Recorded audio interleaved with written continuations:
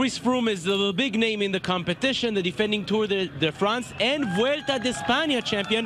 The Giro D'Italia is the only one of the big tours that he's missing. He's supposed to start his race in about an hour and a half over there at the start line, which is right behind me.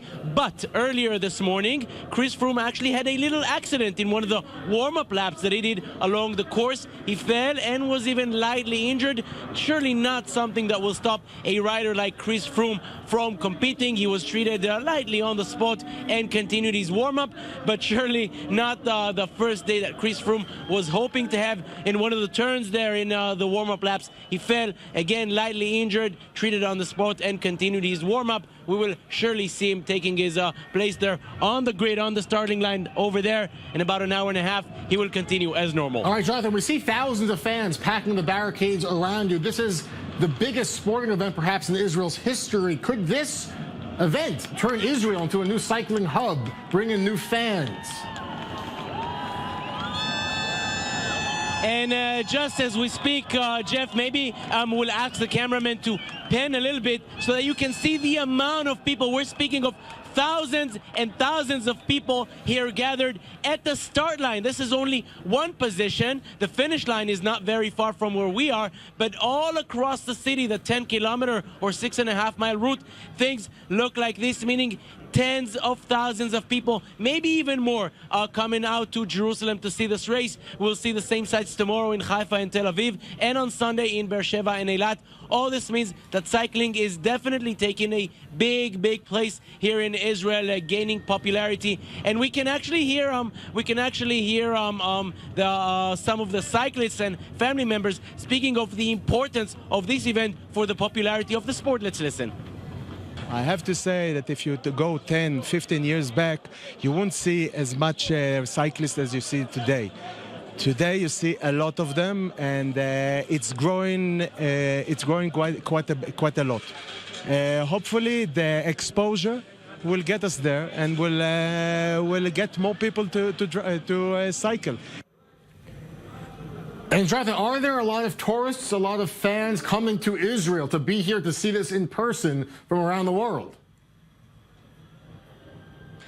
Exactly, and the organizers are saying that they hope that the promotion that Israel gets in those 3 days will promote a lot of things in Israel, including tourism, and we don't even have to look for the future for that. That is already happening, as thousands of cycling fans from abroad came to Israel, especially for this occasion. We met some of them here in Jerusalem. We'll see more of them in the coming days. We can hear people that came all the way from Australia, Jeff, only to be here on the opening day of the Giro D'Italia. Let's listen.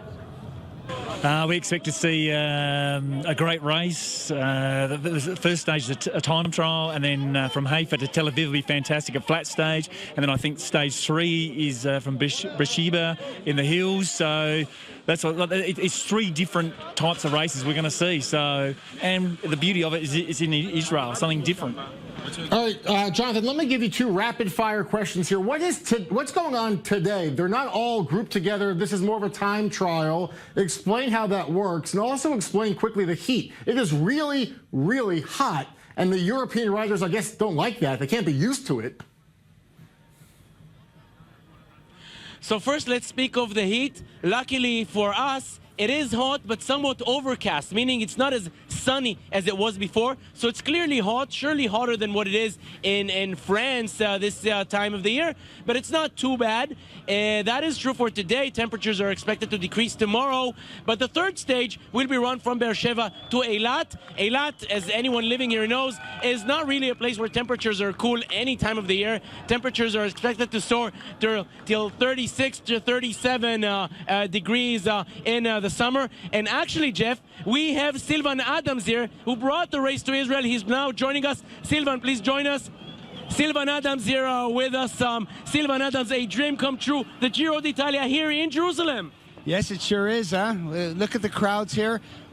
Israel fans are the best in the world. I've seen them in soccer matches. I've seen them in basketball games. And obviously they like cycling too. So it's a beautiful thing to see all of Jerusalem's citizens coming out, the whole country coming out to line the route. And it's wonderful, absolutely wonderful. Big party. When you did this big effort to bring the race to Israel, this is what you had in mind? I was certain it was going to look like this, absolutely. Yeah, and it's gone off without any kind of a hitch. The Italians told me, the RCS company that owns the Giro, that this is the best big start that they've had in 101 years. So we do it well in Israel. We know how to show the world a good time.